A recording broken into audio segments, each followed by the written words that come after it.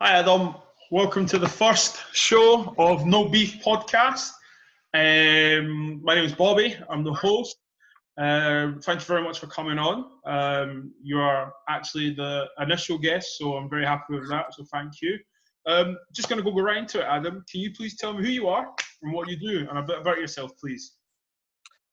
Yeah, I'm McVey. I'm the leader of Edinburgh City Council. I'm an SNP councillor for Leith ward in the city. I'm the first SNP council leader the city's ever had. So the city's been on quite an interesting political journey in the last few decades, and it's taken to this long to get an SNP leader, but I'm it, for better or worse. My background personally is a kind of normal first generation going to university, working class, traditional background. Grew up in the west of the country, didn't grow up here, but absolutely love Edinburgh. It's where my sister lives, it's where my family are based, it's where my life is now, and it's just the most amazing place I think anybody could want to live. I like to hear that. And as myself, I've lived in Edinburgh for 21 years, and the city is a beautiful city. It's a great place to live, very multicultural. You can walk down one street and you see so many different cultures. So, no, I agree with you. It's a lovely place to live. Definitely 100%. What I'm going to do, I'm just going to go to the next question. My next question is, do you think racism exists in Edinburgh? Yes, I do. I don't think it is particularly prevalent in Edinburgh more than it is in other places, but I do think it's in our city. And if we're all honest, we've all heard some version of it. Yeah, we've all seen some version of it. Mm-hmm. I don't know what it's like to go through life as a black person, Asian person, whatever. But when you speak to people about their experience of just going from A to B or getting on a plane, the element of different treatment is there, and it's there within our city. And it's a kind of inescapable fact of people who are black just accept, and I don't think they should, and I certainly don't think white people who see it should, accept that, one, they'll be treated differently, two, that there'll be little things that happen in their life that they have to amend decisions to. Speaking of my brother-in-law who's Asian, was saying, he makes conscious decisions based on where he's walking the street, because people might, he's a tall guy, people might take his presence as some sort of factor in their own safety, which is obviously ridiculous that anybody would view people in that way. But of course, it's there. It's institutionalized in people. It's institutionalized in the world, and it's going to take a heck of a lot to break it down. And I hope, by obviously using my platform, and I know the things that you're doing in the background for Edinburgh, the City of Edinburgh, going forward, I know that you're going to try your hardest to make a change. And I think that conversations like this between different races, different people, walks in life, will actually help. On the basis of your experience that you're talking about your brother-in-law, regarding you, what are your thoughts of white privilege, and are you aware of it? I'm aware of it as a second-hand experience, and I don't think white people are aware of their own privilege until someone points out their experience, which is different to their own, because you don't have a point of reference going through life other than your own and other than what people tell you. And if, to put it absolutely bluntly, if you're white, your friends are white, your family are white, you have nobody to relay a different experience other than the one you're going through life with. And your experience of dealing with relevant authorities, your experience of going through, just any aspect of life that you would take for granted, I don't think you're aware of it. just how different it is if you're not, if you're white. Yeah. You don't go through life making decisions based on how you think people might react to you in certain situations, because why would you? Why would anybody? Exactly. And when you say that, it's not to say that you're a racist. I'm not saying white privilege is not to be seen as racist, but that is the difference between yourself with your privilege and a man of colour or a woman of colour. So I'm very glad that you elaborated on that, because I've had conversations before with other friends and they've took it very offensive when I've made them aware of it. But I'm saying to them, you're not racist. It's not to say that because I am white, I can do this. No. What we're saying is that because you're white, you probably won't go through what I go through, albeit walking down the street, airplanes, shops even, you know? Thank you on that. You know, I wrote a piece, which is on the Edinburgh Reporter just now, about kind of a lot of different things that we're working on. And one of the things I put in it was, if you're white, check your privilege and use your privilege. Okay. Be aware of it and use it in life. When you see things happen that you know are not okay, it's not just for the person experiencing it to deal with it. It's for you to deal with it in your own surroundings. And there's a whole host of examples, even just the cringy question that everyone has seen being asked of people who are either black or Asian or whatever, which is, where are you from?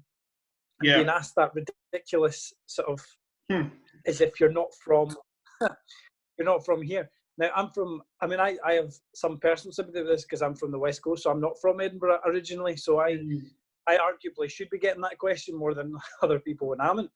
Only because of my skin tone and because my accent is so mixed up from living on the East Coast and West Coast that nobody can place it anyway. But it is just those little, you know, sometimes it's microaggressions and sometimes it's not even microaggressions, but it's just little things that people should be more aware of and be more willing to call out when they see it.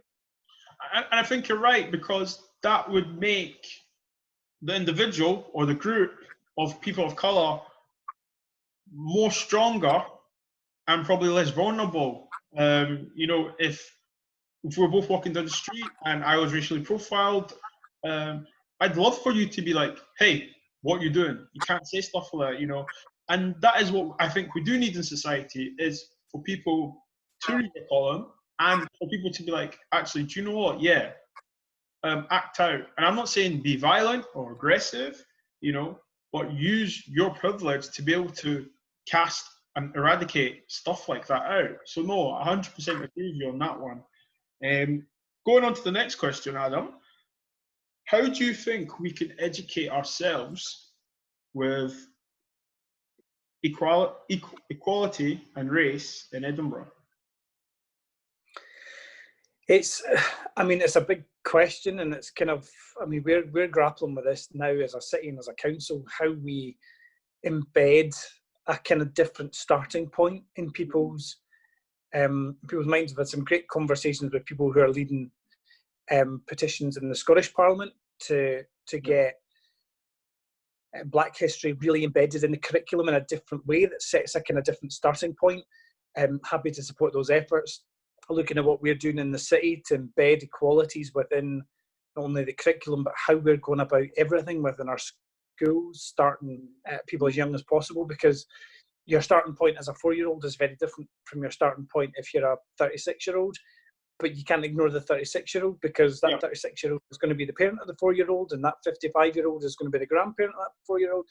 So you have to do two things, I think. One, really change the way we approach it as a starting point in schools, whether it's dealing with LGBT issues, race issues, disability issues, anything like, so that those issues are tackled. But you can't ignore the society bit, and the society bit is a lot harder to penetrate, because you don't have a captive audience of people going and spending, you know, X number of hours in one place with one teacher. And it's difficult. It's difficult to get that societal change. Part of it, I think, is shifting generationally anyway. Yeah, I mean, I'm from, although I'm increasingly aware of my own privilege, actually, when I grew up in my generation, just race wouldn't have been something to think about or consider, or you would never not engage with someone who was a different race than you. It wouldn't compute. Yeah.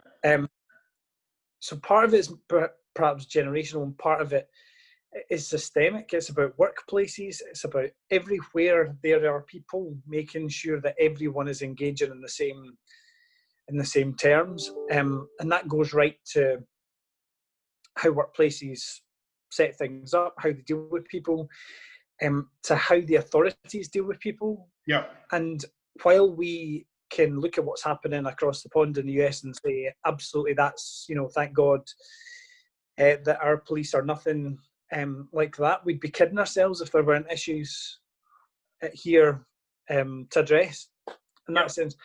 I know people who have been stopped at a train station and missed their train because, black, who's from Cameroon, and the transport police just wanted to take him into a room and have a conversation because he was black and he was from Cameroon.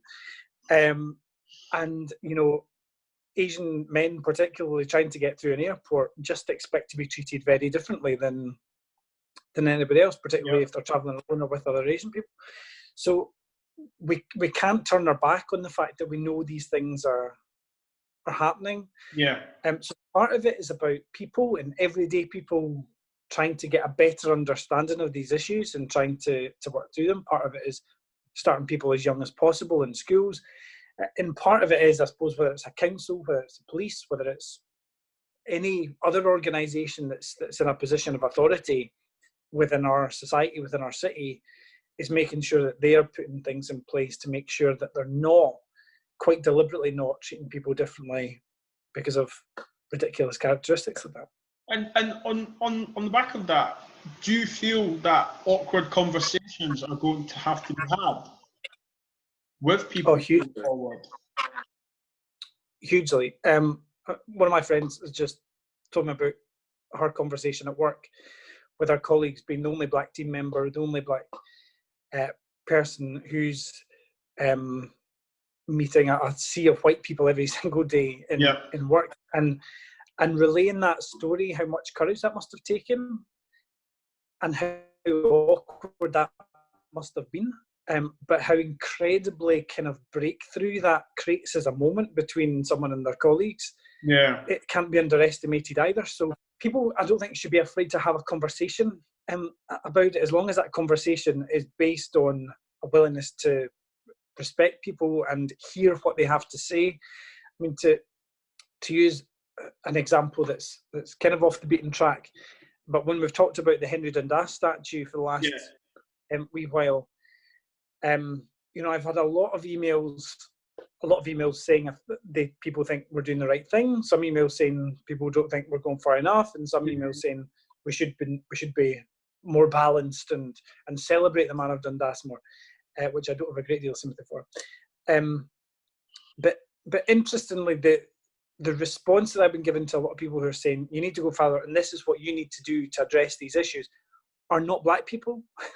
they're white people talking for the black community, and black residents and black citizens. And there's an irony there of, actually, for some of this, what's needed in the conversation is not more white people talking, it's more white people listening to what black people have to say.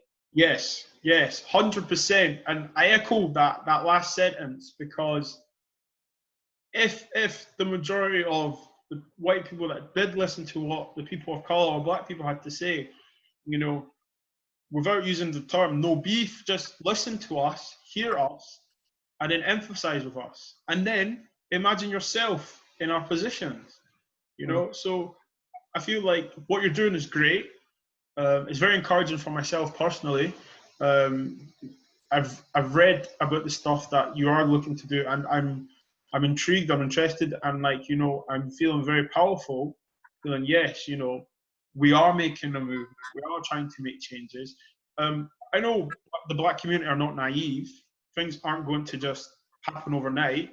you know. But these conversations, these movements are going to be happening, and for the next generation, my son, you know, I hope he doesn't have to have this conversation. I hope he doesn't have to experience what I've experienced or what my father experienced. So no, thank you for you answered that very well. So thank you. Going on to the last question. On social media, Twitter, Facebook, Instagram, and so on, you know, there have been loads of media topics that have been making it black on white or white on black and so on violence. And then sometimes I see, in fact, quite often I see all lives matter. I would just like to, if you have seen that, what has your thoughts and feelings been towards that saying?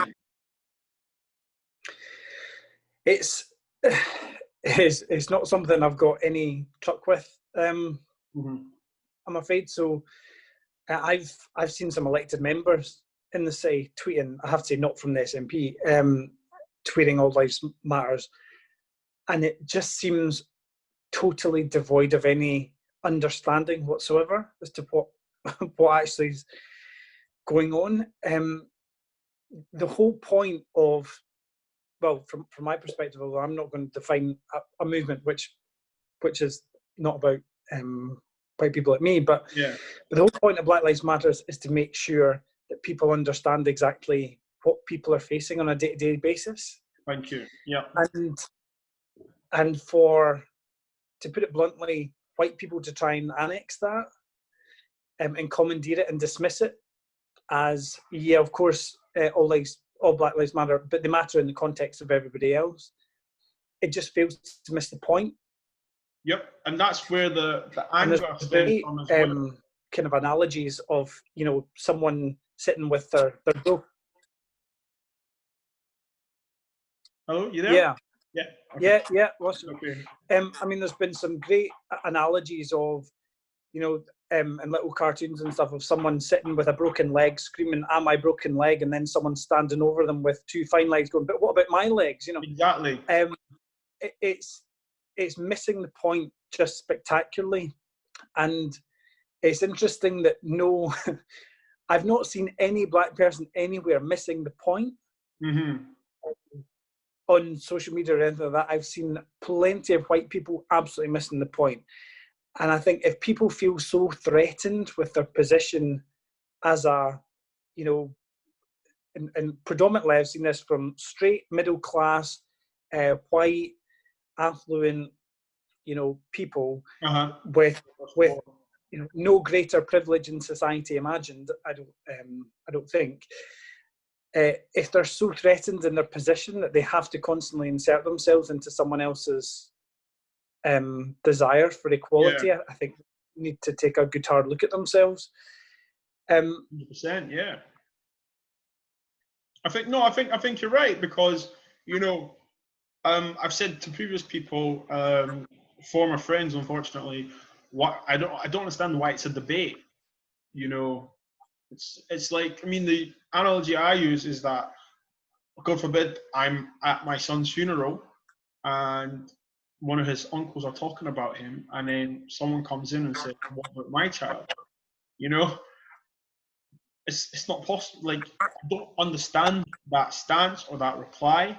I just hope going forward that certain people, white people, people of non-color, people who are not understanding what Black Lives Matter means, take a step back and ask your friends of color, okay, before I jump on this bandwagon of all lives matter, teach me, you know, like, because they wouldn't hesitate to say, "Oh, have you got Linda 20 quid? I'll give you it back next week," something like that. They wouldn't hesitate to ask for a Linda of sugar or whatever and so on. So I believe that energy with your friends of color, you should ask them and be like, "Okay, I've been seeing this, all lives matter, but you know what? I want you to teach me and say, why do Black Lives Matter?" And I think the whole stance as a black male, of course, all lives matter. You know, the whole, like, we're all one human race. And I feel, for me personally, that at this point of time in the world right now that we're in, Black lives do matter, because we are the ones getting all the unwarranted, negative, violent, systematic racial treatment. And if you can see that and you ignore it or fail to acknowledge it, you need to wake up, you know? These are not made up stories. We all see them. We all have friends that experience it. So I feel that the All Lives Matter, to me, I agree with you 100%. You need to wake up, smell the coffee, and realize what's actually going on. On the note of that, Adam, I would just like to say thank you very much. Enjoyed the interview in there. Seriously, so many great points. I hope that the viewers will get to see that and also learn from your answers as well. And I hope they do check out your column as well. Okay. Thanks. I'm just going to say thank you very much. And safe to say there's no beef between me and Adam. And thank you for coming on the No Beef podcast show. Thank you.